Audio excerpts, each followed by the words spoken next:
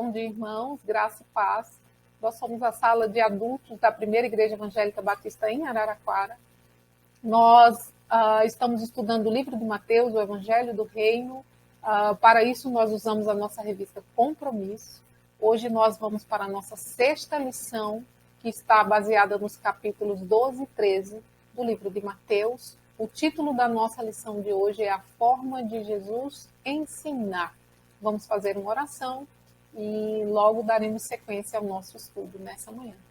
Pai querido e amado, obrigado, ó Pai, por todo o teu cuidado para conosco. Obrigado porque até aqui o Senhor tem nos ajudado. Continua a nos auxiliar, ó Pai, agora durante a administração dessa aula. Eu sei as minhas limitações, Senhor, mas eu reconheço o teu poder que opera em mim. Em nome de Jesus, me ajuda para que eu consiga passar aquilo que eu pesquisei, aquilo que está na lição para nós, e que nós possamos entender, compreender e praticar a tua palavra no nosso dia a dia. Fala aos nossos corações, em nome de Jesus. Amém. Como falei, o título da nossa lição é A Forma de Jesus Ensinar. Os objetivos da nossa lição é compreender que o ser humano é mais valioso do que os ritos, entender o significado das parábolas, refletir sobre os valores do reino de Deus. O texto áureo da nossa lição de hoje se encontra em Mateus 12, 24, que diz assim: mas se é pelo Espírito de Deus que eu expulso demônios, então chegou a vocês o reino de Deus. Jesus é o nosso mestre por excelência. Ele tinha um jeito de ensinar, a alcançar todas as pessoas. Ele tinha uma didática, não é? Uma forma diferenciada de ensinar, que atingia tanto os cultos quanto os iletrados, não é? Com a sua metodologia de ensino para as multidões, por exemplo. Ele usava as parábolas, não é? Usando o que era do dia a dia do povo, não é? O que era do conhecimento do povo, para exemplificar, então, as coisas sobre o reino de Deus, os ensinamentos que ele queria passar para as multidões. Mas, além dele querer exemplificar, não é, com parábolas, ele ensinava dessa forma para as multidões, para se cumprir, não é, o que foi dito pelo profeta, como está em Salmo 78, verso 2. Não é, que afirma que abriria a boca em palavras, abrirei a boca em palavras, publicarei coisas ocultas desde a criação do mundo. Então tinha uma profecia, e Jesus veio, e ele veio para cumprir as profecias ditas no Antigo Testamento, assim como vimos na primeira lição dessa revista, não é? E essa também era uma forma, ele ensinava por parábolas para também cumprir uma profecia. E também para alcançar as pessoas, porque a parábola ela usa elementos do dia a dia das pessoas, não é? Coisas que as pessoas conheciam, para que pudesse então ser mais de fácil entendimento, não é? Para que alcançasse mais pessoas. E aos seus discípulos também, ele transmitia um conhecimento procurando criar um vínculo profundo com seus discípulos, não é? Evangelho de João, capítulo 15, nos diz que Jesus ele não queria que seus discípulos o reconhecessem apenas como Senhor, mas que eles se tornassem amigos, não é? Então Jesus ensinava aos seus discípulos compartilhando vida, não é? Jesus ensinava com palavras, ensinava no seu dia a dia, ensinava com experiências, como sabemos aquele episódio do mar, não é? Da tempestade no mar. Jesus diz aos seus discípulos, a gente vai passar para o outro lado. Jesus tinha dito que ia passar para o outro lado. E no meio desse trajeto, Jesus, então, sabendo que viria uma tempestade, vai dormir, não é? Dorme, deixa os seus discípulos ali para ver a reação deles, não é? Com aquela experiência ali e terá ensinamentos. Então se levanta uma grande tempestade, vento forte, os discípulos se desesperam, como é do nosso conhecimento, todos já conhecem a história, não é? Os discípulos se desesperam, chamam Jesus, e Jesus diz a eles que eles têm pouca fé, não é? Apesar de já terem visto, de já terem compartilhado tanta vida, tanta experiência com Jesus Cristo, terem visto Jesus fazer tantas coisas com o poder da sua palavra, não é? E diante daquela situação, Jesus tinha dito que eles iam passar para o outro lado, então se Jesus tinha falado, eles iam passar. E os discípulos ali se desesperam e Jesus ensina daquela forma ali para eles, não é? Aumentando a fé deles, por uma experiência vivida por eles mesmos. Então, Jesus, para os discípulos, ensinava através de palavra, através de vivência, através de experiência. E para a multidão, ele usava parábolas, atingindo assim sempre o seu público, não é? O público que ele queria atingir, ele atingia através do seu ensino. O primeiro tópico da nossa revista é guardar o sábado, lei ou graça. Não é? Está em Mateus 12, de 1 a 21. Nós vamos ler apenas os 8 primeiros capítulos, que diz assim: naquele tempo passou Jesus pelas searas em um sábado, e os discípulos, tendo fome, começaram a colher espigas e a comer. E os fariseus, vendo isso, disseram-lhe: eis que os teus discípulos fazem o que não é lícito fazer no sábado. Ele, porém, lhe disse: não tendes lido o que fez Davi quando teve fome, ele e os que com ele estavam? Como entrou na casa de Deus e comeu os pães da proposição, que não lhe era lícito comer, nem os que com ele estavam, mas só aos sacerdotes? Ou não tendes lido na lei que aos sábados os sacerdotes no templo violam o sábado e ficam sem culpa? Pois eu vos digo que está aqui quem é maior do que o templo. Mas se vós soubesseis o que significa misericórdia quero e não sacrifício, não condenarias aos inocentes, porque o Filho do Homem, até do sábado, é Senhor. O sábado, como sabemos, ele significa descanso, repouso, não é? Para a lei. E na lei que foi dada a Moisés, havia mais de 39 ações que eram proibidas ser feitas no sábado, porque caracterizava trabalho. E os fariseus, não é, muito zelosos da lei, achando que tinha a lei decorada, que entendia tudo sobre a lei, e eles ainda colocavam coisas que não tinha na lei, acrescentava coisas, deixando ainda mais pesado para o povo. Como nesse exemplo aqui que Jesus vai passar, está passando agora com eles, né, que nós vamos estudar agora. No verso 2, então, os fariseus acusam Jesus por causa dos seus discípulos. Não é? Os teus discípulos fazem o que não é lícito fazer no sábado. O sábado é o dia sabato do descanso, nos 10 mandamentos diz que se deve guardar o sábado. Não é? E Deus fez isso, Deus instituiu esse dia na lei para o povo descansar. Não é? Na época, as culturas não tinham um dia de descanso. Todos os dias era dia de trabalho. E o povo, quando sai do Egito, não é? Deus dá os mandamentos a Moisés e, pensando no bem-estar do povo, institui então um dia de descanso, não é? O dia que seria para adorar ao Senhor, para descansar, para ficar ali com sua família, não é? O povo que vinha trabalhando há 400 anos sem parar, como escravos, não é? Do faraó. E Deus separa esse dia da semana para alívio do povo, não é? Para adoração a Deus, para eles ficarem com a sua família. No verso 3 aqui nós vemos que Jesus, ele meio que enquadra ali os fariseus, não é? Porque, começando, Jesus estipulou esse dia para o povo descansar, para alívio do povo, e os fariseus então estavam colocando coisas pesadas para o povo, não é? Jesus então, sabendo que eles tinham a lei decorada, que eles achavam que sabia de tudo sobre a lei, então Jesus meio que enquadra eles, não é? Aqui no verso 3 e diz: vocês não leram o que Davi fez quando teve fome? Quer dizer, como assim? Vocês que sabem tudo da lei, vocês que leem tudo, que sabem tudo decorado, vocês não lembram disso? Não é? Jesus ali querendo desmascará-los, não é?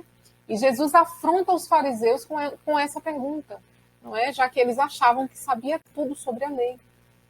Em Deuteronômio 23, 24, 25 diz que quando entrares na minha vinha, na vinha do teu próximo, comerás uva conforme o teu desejo, até te fartares, porém não porás no teu cesto. Não é? Eu não vou ler tudo aqui, mas diz assim que a lei dizia que você podia comer, você podia pegar e comer, porque você estava com fome, você estava faminto, não é? O que você não podia era colocar no cesto, era usar de ferramentas, não é? Para que caracterizasse trabalho. Não é? Pôr na sua cesta, levar para casa para vender, para lucro, ou coisas desse tipo. Mas se fosse uma necessidade legítima, que era a fome, que foi o caso dos discípulos, não é? Então podia entrar na vinha do seu próximo, pegar ali com sua mão e se saciar. A lei não tinha nada contra isso, e os fariseus, eles ainda colocavam coisas mais pesadas para o povo, dizendo que nem assim poderia ser feito. Não é? Interpretavam a lei de uma forma extremista, sobrecarregando o povo. Ainda no verso 3 e 4, como lemos, quando ele cita o episódio de Davi, né, quando Jesus cita o episódio de Davi, que está em 1 Samuel 21, 4 a 6, quando Davi vinha da campanha com seus soldados e eles comeram do pão que só os sacerdotes podiam comer. Se qualquer outra pessoa comesse assim de uma forma leviana, de uma forma ilícita, capaz que morreria, não é? Seria castigado e talvez até com a sua vida. Não é? Mas ali, Davi e seus soldados, eles estavam com fome, não é? Era uma necessidade legítima. Então ele fala com ali o sacerdote, e o sacerdote, sabendo, não é, faz alguns questionamentos ali a Davi sobre a conduta dos seus soldados, e dali ele disponibiliza esse pão porque eles estavam com fome, não é? Senão eles seriam punidos. Se fosse de uma forma leviana, se fosse outra pessoa que entrasse lá e pegasse, ela poderia ser punida com morte. Mas no caso de Davi e dos seus soldados, não foi dessa forma, porque eles vinham de uma campanha e eles estavam famintos. Então é uma necessidade, de fome, não é? De vida. Então Jesus está ali dizendo assim que é mais importante a pessoa do que o rito, não é? Quando Deus instituiu a lei, ele não instituiu de uma forma a ser pesada para o povo, mas para conduzir aquele povo de uma forma mais suave aqui na vida, colocando ali regras, não é? Para o bem viver daquele povo, e como se relacionar com Deus, como se relacionar com o próximo, como relacionar-se com o seu corpo. Não era de uma forma pesada para a punição do povo. Então, a lei tinha não era uma coisa fechada, enquadrada, rígida demais, como os fariseus queriam colocar para o povo, não é? Então, se fosse uma necessidade de fome, poderia sim comer no sábado, colher para comer, assim como foi citado esse caso de Davi, que comeu, junto com seus soldados, um pão que era permitido apenas para os sacerdotes. No verso 7, então, Jesus cita Oséias 6,6, não é? Quando ele diz, quero misericórdia e não sacrifício, lembrando a eles que o ser humano é mais importante que a lei, que o ser humano é mais valioso do que qualquer rito. Não é? Quando Deus institui essa lei, como falei, quando Deus institui a lei, não é como punição para o povo, é para que o povo viva de uma forma saudável até, né? Porque ali tinha coisas até como higiene pessoal, não é? Como convivência e como se relacionar com Deus. Então, portanto, o sábado foi instituído para o bem-estar do homem, para descanso, para adorar a Deus nesse dia. Podia, então, ser quebrado para a preservação da vida, como colher para comer, não é? Para obras de piedade e de misericórdia, porque o ser humano vale mais do que ritos. E Jesus estava ali ensinando isso. Então, essa conversa se deu, não é? Enquanto Jesus passava por um campo de cereais no dia de sábado. Isso tudo aconteceu, né? Os discípulos pegarem o pão, colherem, não é? E comer do pé, e os fariseus irem interrogar Jesus. Isso tudo aconteceu no sábado, enquanto Jesus passava num campo de cereais. E logo em seguida, Jesus entra na sinagoga. E lá está um homem com a mão atrofiada. E os líderes então perguntam, né? Os fariseus então perguntam se é lícito curar no sábado. Se Jesus vai curar aquele homem ou vai deixá-lo doente por ser um sábado. E Jesus nos mostra aqui uma obra de misericórdia, né? Jesus tem misericórdia daquele homem, e exemplificando então que o homem vale mais do que ritos, não é? Como disse no objetivo da nossa lição de hoje. Quando ele cura esse homem, não é? Para que e os questionamentos, então, que vinham a Jesus dos fariseus, era isso. É lícito curar no sábado, não é? Querendo acusar Jesus, querendo pegar Jesus, não é? Como que tivesse não seguindo a lei, não é? E Jesus, então, pega os fariseus em sua hipocrisia, não é? Usando de uma metáfora que diz, se uma ovelha cair no buraco, Jesus pergunta a ele, se uma ovelha cair no buraco, o cuidador vai correndo salvá-la? para não perder, não é? Para não ter perda financeira, ou vai deixar a ovelha morrer lá? Não vai, né? Então, Jesus sabia que quando se tratava de dinheiro para eles tinham uma forma diferenciada de agir, não é? Conforme a lei. Então, para não ter uma perda financeira, o cuidador, quando mesmo no sábado, quando a ovelha caía no buraco, ele ia lá e retirava a ovelha para salvar essa ovelha. E Jesus diz, não vale mais um homem do que uma ovelha, porque Jesus ia deixar aquele homem doente, não é? Se ele podia curar, se ele tinha autoridade para curar, por que ele não curaria aquele homem só por ser um sábado, não é? A cura, e cura o homem, né? Jesus cura o homem, e em seguida os fariseus com raiva já tramam então de matar Jesus, e Jesus foge dali para não ser morto naquela época, porque ainda tinha que se cumprir como a profecia, não é? Não era o tempo para que Jesus morresse, e muitos ali seguiam Jesus, não é? E ele ia curando a todos que o seguiam, a todos que ele podia curar. E todo mundo que ele curava, ele dizia, ó, não espalha a cura, não é? Não espalha, não espalha, porque ele não queria ser conhecido como curador, não é? Ele não veio, a função dele não era essa, não é? Ele veio para salvar os que estavam perdidos, não é? Então, Jesus, quando curava, ele dizia, olha, não espalha, para se cumprir o que estava na profecia, lá de Isaías 42, do 1 ao 4. O segundo tópico da nossa lição diz acusação dos fariseus, agora em Mateus, do verso 22 ao 32, do capítulo 12. Depois disso, não é, trouxeram até Jesus um homem endemoniado, que era mudo e cego. Veja que aqui Jesus não é que a Bíblia está dizendo que todo mundo que tem nasce com alguma deficiência tem a ver com a espiritualidade, não é? Esse é um caso específico em que o demônio que possuía o corpo desse homem fez com que ele se tornasse mudo e cego, não é? Então trouxeram esse homem até Jesus e Jesus cura ele, libertando ele, não é? Expulsando o demônio. E assim que o demônio sai, que esse homem fica liberto, esse homem fala, esse homem consegue ver, e todos ali ficam admirados, dizendo, será que não seria esse o Messias aguardado?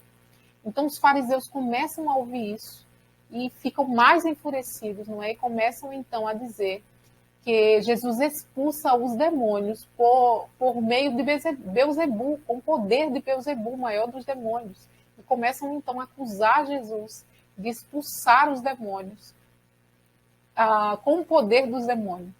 Então, Jesus ali, porque os fariseus insistiam em não reconhecer Jesus como Messias, não é? Nos versos 25 a 28, Jesus então responde a eles e diz como que Satanás pode expulsar Satanás, não é? E ali ele fala do reino dividido, que o reino dividido não subsiste, não é? Não tem como o reino de Satanás estar dividido entre eles e expulsar o próprio Satanás. Então, o reino dele seria um reino fracassado, não é? E Jesus disse que não tem como o reino ser dividido, não é? Então, Jesus expulsa o demônio com o poder do Espírito Santo, porque era chegado o reino de Deus, e Jesus diz isso para eles, mas eles são resistentes em reconhecer Jesus como o Messias esperado. Então, no verso 32, Jesus acrescenta que quem peca contra o Filho, não é, vai ser perdoado. Pecar contra Jesus vai ser perdoado. Mas se for contra o Espírito Santo, não haverá perdão, nem nessa vida, nem na próxima. E era isso que os fariseus tinham feito. Não é? Porque Jesus expulsou o demônio ali com o poder do Espírito Santo. Não é? E eles, então, dizendo que não era o Espírito Santo, alegando, inclusive, que era com poder de demônios. Então, os fariseus tinham feito essa acusação contra Jesus, estavam atribuindo a Satanás uma coisa que o Espírito Santo tinha feito, que era expulsar o demônio daquele cego e mudo. Jesus não ficou isento de críticas, não é? Jesus não ficou isento de acusações. E a lição nos lembra que ele se saiu muito bem, que ele se saiu com muita sabedoria, não é? Com discernimento do Espírito Santo. E ela nos diz que precisamos, e de fato precisamos, não é? Assim como Jesus fez, aprender com ele, não é? Entendendo, usando ele como exemplo maior em nossa vida. não é? Sabendo o momento de falar, sabendo o momento de ficar calado. Eu sei que não é fácil, não é muito complicado esse tipo de situação, você ser criticado, você receber acusações, não é? Para nós é muito difícil isso, mas assim como Jesus passou por isso, não é? E por vezes passamos também, precisamos ter discernimento do Espírito Santo de Deus e agir com sabedoria, não é? Falando de forma correta, sabendo a hora de calar também, porque Jesus é o nosso maior exemplo e é ele que seguimos. O terceiro tópico da nossa lição diz que é o ensino com as parábolas. Isso está em Mateus 13, de 1 a 58. Jesus, ele sai então da casa que ele estava, né, logo depois da cura desse mudo cego, e ele sai da casa que ele estava e a multidão segue Jesus, não é? Por onde Jesus ia, a multidão seguia. E ele então se assenta à beira-mar e a multidão ali se reúne em volta dele. E Jesus começa a ensinar por parábolas. Imagina que cena maravilhosa. Jesus sentado na praia, não é? Com o povo ali à volta dele e ele ensinando por parábolas. Que privilégio aquela turma teve de poder escutar. Não é? Assim como hoje temos o privilégio de escutar, não é, as palavras ditas por Jesus lá naquele dia, não é? A palavra de Deus deixada para nós, para a nossa instrução, não é? Para o nosso bem viver, para a orientação de nossa vida. Então Jesus ali ensinando para as multidões, não é, por parábolas, e ele usa esse método de ensinar, como falei, para facilitar o entendimento das pessoas. Parábola nada mais é do que uma história real ou uma história inventada, não é? Que tem como objetivo de ilustrar uma ideia, um ponto, não é? Sempre trazendo para um ponto espiritual, como comparações, por metáforas. E no Novo Testamento, o grande contador de parábolas é Jesus. Né? Jesus, então, ele usa as parábolas, não é, como um ponto comum para ilustrar uma ideia do mundo espiritual. É uma forma de explicar uma coisa que para nós seria complicado entender. Então, ele exemplifica para nós, usando uma coisa que para nós é de vivência, não é do nosso convívio, é de nossa experiência, é de nosso conhecimento. Então, os evangelhos têm mais de 40 parábolas de Jesus. Histórias que Jesus tira do cotidiano, não é? Do dia a dia das pessoas, da sociedade rural e agrícola da Palestina, do comércio de lá, não é? Jesus era um mestre em contar histórias, fazer comparações, ilustrações para facilitar o entendimento de quem queria escutar, não é? E escutava e assim ele passava a verdade para todo o povo. Era a forma do ensino de Jesus, não é? O ensino por parábolas, por exemplos. O quarto tópico da nossa revista é 7 parábolas sobre o reino dos céus. O capítulo 13 traz 7 parábolas, né? A parábola do semeador, que também está em Marcos e em Lucas, a parábola do grão de mostarda, que também está em Marcos e em Lucas, a parábola do fermento, essa também está em Lucas, e as 4 últimas, a do joio, a do tesouro escondido, da pérola de grande valor e da rede, só estão escritas em Mateus. Então, como as parábolas precisavam de uma explicação, não é? Depois, os discípulos questionaram Jesus, né? Por que de você só ensinar através de parábolas? Por que você só ensina dessa maneira? E Jesus então responde citando Isaías 6, 9 e 10, que diz assim: e nele se cumpre a profecia de Isaías, que diz: ouvindo, ouvireis, mas não compreendereis, e vendo, vereis, mas não percebereis. Porque o coração desse povo está endurecido, e ouviram de mau grado com os seus ouvidos, e fecharam seus olhos, para que não vejam com os olhos, e ouçam com os ouvidos, e compreendam com o coração, e se convertam, e eu os cure. Mas bem-aventurados sois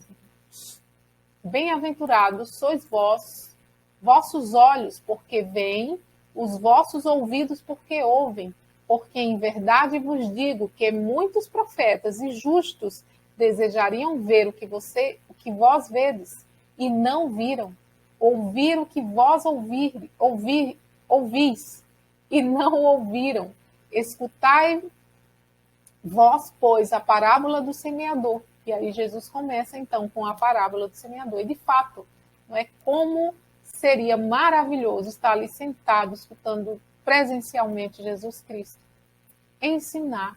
Então, ele começa aqui com a parábola do semeador, em Mateus 13, de 1 a 23, que ele cita, então, a semente e a terra, não é? E ele fala onde a semente cai e qual o resultado que essa semente traz, não é? Perceba que é a mesma semente, o que muda é aonde a semente cai. E o lugar onde essa semente cai, o seu fruto tem um resultado diferenciado. Por exemplo, à beira do caminho, não é? A todos os que ouvem a palavra do reino e não a compreende. Vem o maligno e arrebata o que lhes foi semeado no coração. Então, essa é a semente que cai à beira do caminho. A semente que cai em solo rochoso. Esse é o que ouve a palavra e logo a recebe com alegria. Mas ele não tem raiz em si mesmo, sendo de pouca duração. Quando chega a angústia ou a perseguição, por causa da palavra, logo se escandaliza. E a semente que cai entre os espinhos é a que ouve a palavra, porém as preocupações desse mundo e a fascinação das riquezas sufocam a palavra e ela fica infrutífera. E a semente que cai em boa terra é a que ouve a palavra e a compreende. Este frutifica e produz a 100, a 70 e a 30 por um. Perceba que, como falei, é a mesma semente. Da mesma forma são as pessoas que ouvem a palavra de Deus. E quem está com o coração sedento por ela vai aceitar e produzir outros frutos, não é? Da mesma forma, porque a semente é a palavra de Deus, não é? E a terra é o nosso coração. Então, à beira do caminho tem um resultado. Quando é o solo rochoso, tem outro resultado. Entre os espinhos, tem outro resultado. E a boa terra, então, é a que produz o fruto a 100, a 70 e a 30 por um. A próxima parábola que Jesus nos traz é a parábola do trigo e do joio, que está no verso 24 a 30 do capítulo 13. Não é? O trigo, a nossa lição nos traz que ele é fácil de colher o trigo, não é? Ele é maleável, o joio já é rígido, né? Não se curva, é difícil de colher, é fácil de pegar fungo, e quando junta com o trigo ali, ele compromete a qualidade, pode, né, comprometer a qualidade do trigo. Então, comparando aos falsos cristãos, às falsas doutrinas, ao falso evangelho, não é? A nossa lição nos relembra que precisamos discernir o certo do falso. E é difícil perceber o que é o joio, o que é o trigo. Não é? Tão tal que nessa parábola Jesus diz que não é bom nem que se arranque, porque ao se arrancar o joio, se arranca também o trigo, porque eles são parecidos. Não é? É aquilo que fala parecido, que se veste como a gente, mas que não é nosso. Não faz parte, não era para estar em nossos arraiais, não é? Não era para fazer parte, não faz parte do povo de Deus, mas por vezes está entre nós, não é? Por vezes ali com algumas doutrinas, com coisinhas pequenas que acrescentam na palavra de Deus, ou com um entendimento diferenciado que teve, não é, da palavra de Deus. Precisamos estar atentos a isso. Para estar atento, o que precisamos conhecer? Precisamos conhecer a palavra de Deus.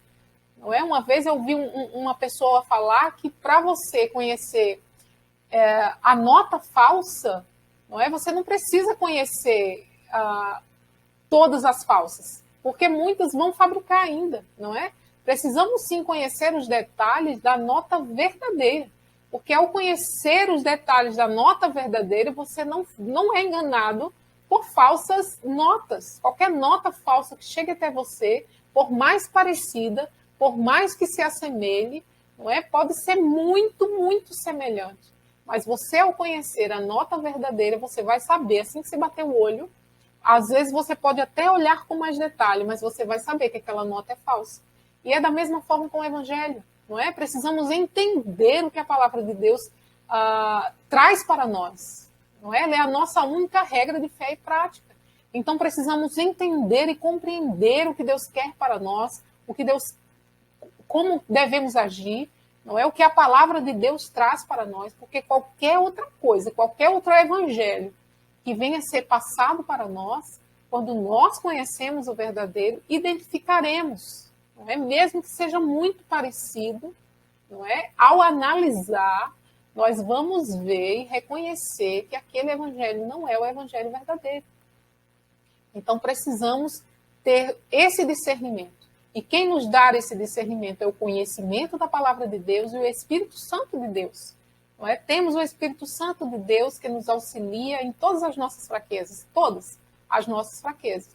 Então precisamos estar atentos a isso. Não é quantas pessoas têm sido enganadas, não é quantas pessoas têm sido levadas por qualquer vento de doutrina, não é? Às vezes por não ter uma raiz fortificada, às vezes por alguma decepção que passa em uma igreja que é séria, porque decepção sempre teremos, não é? Apesar de sermos povo de Deus, ainda não estamos no céu, não é? Vivemos aqui na terra com esse corpo corruptível. Então temos ainda as nossas dificuldades, temos ainda as nossas lutas diárias a ser vencidas, não é? Tem dia que a gente não consegue agir como a gente queria agir, não é? Dá um deslize ali no jeito de falar com alguém, um jeito de fazer alguma coisa que não devia ter sido feita daquela forma. Logo na sequência você entende que o Espírito Santo traz a você esse conhecimento que você errou, não é? E você ali percebe que o bem que você queria fazer você não fez, não é? Mas o mal que você não queria, esse foi o que você fez. E assim é a vida, não é? Não podemos nos decepcionar, levar a decepção que temos com uma pessoa e levar isso para Deus, como se Deus fosse o culpado por isso, não é? Porque nós não somos perfeitos, não é? Sofremos decepção e também decepcionamos, porque não somos perfeitos. E então não podemos, por uma decepção, sair de uma igreja séria e às vezes ir para uma igreja que a gente sabe que não é tão séria, não é? E a gente vai, às vezes acredita assim, não, mas como eu tenho esse conhecimento que eu tenho, eu não vou me contaminar. Mas não devemos fazer isso, não é? Devemos continuar no lugar em que Cristo nos chamou, não é? Mesmo que a gente passe por decepção, porque nós também decepcionamos as pessoas. Eu sei o quanto é difícil isso. Eu sei porque já passamos por muitas situações, não é? Na nossa caminhada, mas precisamos entender que o nosso alvo é Cristo Jesus. Precisamos entender que enquanto estamos aqui, passaremos por dificuldades, porque o próprio Jesus Cristo nos disse que passaríamos por dificuldade, não é? Então, entre nós, tem também o joio, não é? Mas não sou eu que vou identificar esse joio, que vou tentar tirar esse joio com a minha própria mão. Não é? Porque ao tentar tirar esse joio, eu posso também tirar junto o trigo, não é? E não é a minha função fazer isso. Não estou aqui para julgar, você também não está aqui para julgar. Nós precisamos sim julgar o ensino, não é? Nós podemos julgar sim a doutrina, o evangelho, não é? Isso que precisamos conhecer. Precisamos conhecer o que a Bíblia nos fala, não é? Conhecer, nos aprofundar, prosseguir em conhecer a Deus e a sua Escritura, não é? Para que quando venha uma falsa doutrina a ser ensinada para nós, um falso evangelho, ao conhecermos o verdadeiro, identificarmos e assim não sermos levados por ele. A parábola do grão de mostarda e do fermento, não é? No verso 31 ao 33. O grão de mostarda, ele é muito pequeno, não é? É a menor semente, mas ela se torna numa árvore muito grande. Não sei se os irmãos já tiveram curiosidade de pesquisar o tamanho que fica a árvore de mostarda, não é? Uma árvore grande, para o tamanho da semente que ela tem, não é? E a Bíblia nos diz até que ela serve como um ninho para pássaro, não é? De uma semente tão pequena. E o fermento também se usa muito pouco, não é? E toda a massa cresce. Quando fazemos um bolo, colocamos ali uma colherzinha, mexendo ali, espalhando bem, e toda aquela massa, ela cresce. E é preciso ter cuidado com as ideologias, não é? Com os achismos, com as pequenas ações, com as falácias que contaminam, não é? Porque às vezes é uma pequena coisa que vai sendo falada ali, vai contaminando toda a massa, não é? Como um fermento vai aumentando contamina toda a massa ali. Não é? Uma coisa pequena, às vezes toma uma proporção muito grande. Precisamos ter sabedoria para separar o certo do falso. Precisamos ter sabedoria para entender o que a Bíblia nos fala, não é? E não sermos contaminados com essas falas que podem, essas pequenas ações, não é? Essas pequenas falas que podem nos contaminar, não é? E aumentar como um fermento em nosso meio. Por exemplo, quantas coisas, quantas ideologias não têm surgido nessa época, não é? Quantas maneiras de viver, quantas coisas, quantas teorias as pessoas defendem com muita veemência, não é? O amor, por muitas vezes, é pregado de uma forma errônea, de uma forma equivocada, como se por amar você tem que aceitar tudo, não é? Como que o amor próprio, por exemplo, não é? De você buscar apenas o seu próprio interesse, aquilo que te agrada, aquilo que te falta, só suprir as tuas necessidades, esquecendo do próximo, esquecendo do amor a Deus, não é? Acima de todas as coisas, de buscá-lo em primeiro lugar, de seguir as suas instruções em primeiro lugar, e dessa forma desfazendo famílias, não é? Deixando seus filhos, abandonando o seu lar, buscando os seus prazeres, buscando a sua felicidade, os seus interesses, não é? E às vezes a gente pega isso do mundo como sendo uma coisa pequena, não é? Que vem sendo pregada, que vem sendo falada por muitas vezes, a gente escuta em música, e quem assiste novela vê em novela, e quem assiste filme vê em filme, se lê um livro secular, está lá no livro secular, não é? As formas de amor, e essas coisas são ensinadas na escola, e isso vem de uma forma pequena, vem de uma forma sutil, ano a ano sendo trabalhado na sociedade, até que isso seja propagado e contamine, como está a nossa geração contaminada, não é? Com ensinamentos tão errôneos, com ideologias tão falsas, ideologias que estão tão longe dos princípios da Bíblia, não é? Dos princípios cristãos. Não é? Hoje a família não é mais valorizada. E isso vem de uma forma gradativa, não é? Veio de uma forma sutil. E quando a gente vem a perceber, já está de uma forma grande, gigantesca, como é no caso, como estamos vivendo agora. A próxima parábola são as parábolas do tesouro escondido, a parábola da boa pérola e a da rede, não é? Nos versos 44 a 52. Mateus, então, finaliza esse capítulo, não é? Essa passagem, essa série de parábolas, mencionando a parábola do tesouro, a parábola da pérola e a da rede, não é? A rede que pega peixes bons e ruins e depois os separa. Jesus, então, se refere aqui ao reino de Deus como um tesouro encontrado. Não é? Um tesouro encontrado, é uma coisa preciosa. Não é? E compara também a pérola, né? A pérola preciosa, não como um diamante, por exemplo, que precisa ser lapidado, não, é uma coisa que já vem, não precisa de intervenção humana. É perfeito, ele já foi feito ali em sua perfeição.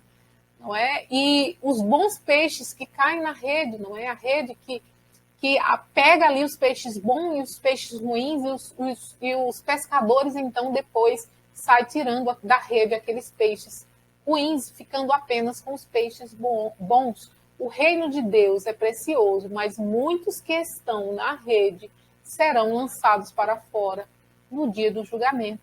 É isso que essa parábola fala. Não é? Diz assim: assim será no fim dos tempos. Os anjos sairão, separarão os maus dentre os justos e os lançarão na fornalha acesa. Ali haverá choro e ranger de dentes. Então, temos que compreender que essas três parábolas nos falam que o reino de Deus é um tesouro escondido, não é um tesouro encontrado, escondido não, um tesouro encontrado. ele também é uma pérola preciosa, que não precisa de intervenção humana, ela já está perfeita, do jeito que ela foi feita, não é? E também os peixes que caem na rede são peixes bons e peixes ruins, e que eles serão separados, sim, no dia do julgamento, não é? A conclusão da nossa lição diz assim, que precisamos estudar a palavra de Deus, não é? Para agirmos adequadamente em todas as situações. Não é? A palavra de Deus nos traz instruções claras, não é? Às vezes nós é que ao lermos tentamos adequar ela às nossas vontades. Não é? Às vezes a gente lê uma coisa, está clara para nós, mas como nós queremos adaptar aquilo à nossa vida, acabamos adaptando, e não pode fazer isso, não é? A palavra de Deus é a nossa única regra de fé e prática. O que ela vem falando é aquilo que precisa ser feito. Ela não precisa ser atualizada, ela é viva, ela é eficaz. E aqui está todas as instruções para o nosso bem viver.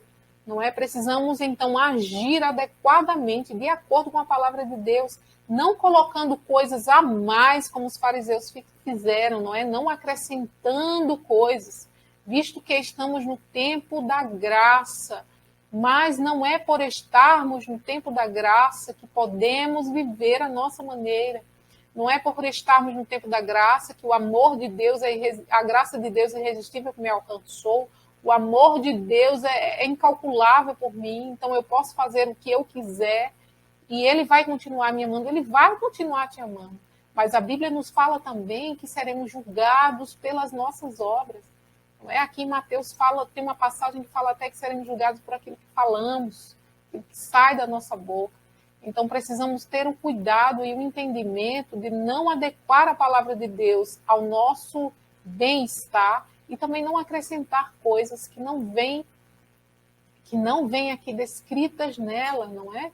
Como os fariseus faziam no tempo da lei. Precisamos agir de uma forma adequada, precisamos entender também que o valor da vida humana é maior do que de qualquer animal ou de qualquer rito religioso, não é?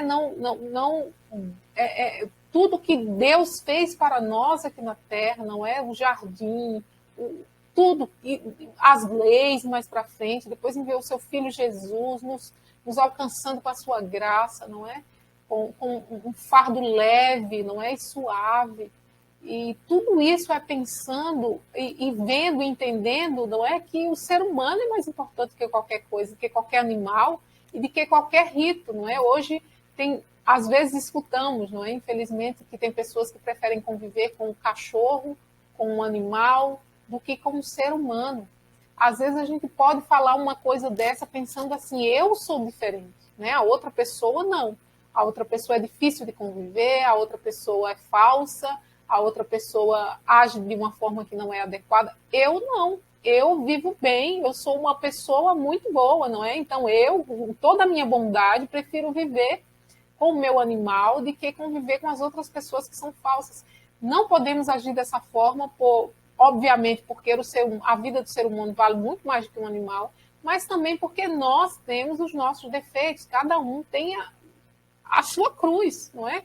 Cada um tem aquilo a melhorar, cada um tem aquilo a melhorar cada dia através da palavra de Deus, olhando ela como um espelho, vendo que precisa ser modificado e sendo modificado em nós. Não é? Por vezes escutamos alguma pregação, ou por vezes estudamos alguma coisa na palavra de Deus, e até nos lembramos de alguém, não é? Às vezes a gente escuta uma coisa e, está falando para fulano, e às vezes não está, às vezes está falando para nós. Precisamos ter a humildade, não é? De reconhecer as nossas limitações, de reconhecer que somos falhos, todos nós o somos, não é? Não somos superiores a ninguém. Não é porque você conseguiu ler o Novo Testamento inteiro, cumpriu o propósito, não é feito pelo nosso pastor de ler o Novo Testamento inteiro, que você está superior a alguém que não leu, não é? Não é dessa forma que funciona. Claro que o nosso objetivo é que todos leiam, não é isso que eu estou dizendo, mas assim, você não pode se sentir superior a ninguém por coisa nenhuma, não é? Jesus ama você e ama a mim, e ama a Maria e ama o João de uma forma igual. Precisamos colocar-se entendendo que a vida humana tem valor. acima de qualquer rito religioso e acima de qualquer animal. Temos que, Mateus também nos mostra que a vida cristã pode estar sujeita a críticas e a acusações, mas assim como Jesus, precisamos estar sensíveis ao Espírito Santo para saber como agir e agir com sabedoria. Não é? É assim, uma ação a gente prevê como fazer, a gente planeja como agir, não é? Mas às vezes uma reação não planejamos. E é numa reação que, por muitas vezes, escapamos, não é? Agimos de uma forma como não queríamos agir, mas uma situação como essa de crítica, de acusação, não é? A gente reage de uma forma impulsiva, de uma forma a gritar, ou a falar, ou a querer provar alguma coisa. E precisamos entender e aprender com o nosso Mestre Jesus Cristo, não é? Que ele sempre estava sensível ao Espírito Santo, e ele sempre agia com sabedoria. E é isso que Mateus nos orienta a fazer. Também, não agir impulsivamente, mas respirar ali, falar com o Espírito Santo, pedir a ele sabedoria para agir de uma forma adequada, porque não estamos livres nem isentos de acusação nem de críticas, nem o próprio Jesus Cristo esteve. O reino de Deus é precioso, mas muitos que estão nele serão lançados para fora no grande dia do Senhor. Precisamos entender isso também. Não é? Somos um corpo, mas como a parábola da rede, não é? Foi pescado peixes bons e peixes ruins. Não é? Como a história do joio, como a história do trigo. Mas não sou eu, não é você que vai tirar ninguém, não é? Que vai tentar entender quem é e quem não é. Não nos cabe esse papel. Não é? Isso será feito no grande dia do Senhor, no dia do julgamento, como li aqui em Mateus, no verso 50, no último, não é? Não, no verso 50 aqui do capítulo 13, que diz: e os lançarão para fora, lançarão na fornalha acesa, e ali haverá choro e ranger de dentes, mas não cabe a mim, não cabe a você procurar identificar ou procurar tirar, não é? Nos cabe sim orar uns pelos outros, não é? Tentar ter paz com todos, como Paulo nos orienta, não é? Quando sermos criticados ou acusados de alguma coisa, não agir por impulso, pedir orientação. Claro que isso não é fácil, não é? Temos nossas dificuldades como seres humanos, entendendo que não somos perfeitos, não esperar a perfeição de ninguém, porque nem você que está me escutando, nem eu que estou aqui falando, somos perfeitos. Não é? Mas temos o nosso Mestre Jesus, o seu ensino maravilhoso para conosco, nos ensinando a viver de uma forma adequada. Temos a palavra de Deus que precisamos ler e meditar na palavra de Deus. Não é? Uma vez alguém me perguntou, mas o que é meditar? Se a gente sabe se preocupar, a gente sabe meditar. Não é? É estar sempre na cabeça com a palavra de Deus, tentando entender, tentando compreender, pedindo orientação ao Espírito Santo, lendo uma outra referência, pegando uma Bíblia de estudo, lendo ali o comentário feito pelo comentarista ali da Bíblia. É dessa forma que a gente medita na palavra de Deus, e é meditar de dia e de noite. Não é? Se a gente sabe se preocupar, e a gente sabe, não é? A gente sabe também meditar, então precisamos meditar na palavra de Deus para compreender e agir de uma forma adequada, como ela nos orienta, não é? Sem peso, não é? Sem colocar fardos em cima de ninguém, nem em cima de nós mesmos, mas vivermos ali de uma forma como ela nos pede. E se ela nos pede, é porque conseguimos fazer. Não é? Jesus Cristo não ia nos pedir algo que não conseguíssemos fazer. Essa era a nossa lição de hoje. Não é? Vamos orar, encerrando a nossa lição, e que Deus nos abençoe nesse domingo, não é? Que seja um domingo abençoado para você, para a sua família. Vamos orar? Pai querido e amado, obrigado, Senhor, pelos teus ensinamentos para conosco.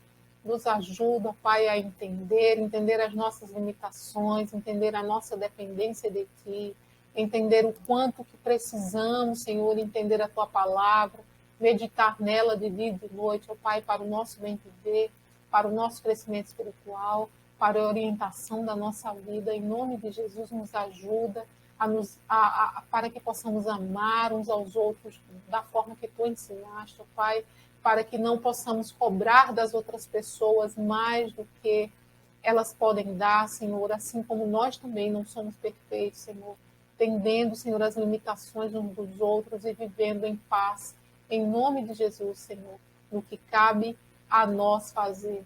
Nos ajuda, ó Pai, muito obrigado, Senhor, por esse dia de hoje, e que seja um dia abençoado, Senhor, um dia dedicado a Ti, o dia do Senhor. Muito obrigado, Senhor, por falares ao nosso coração.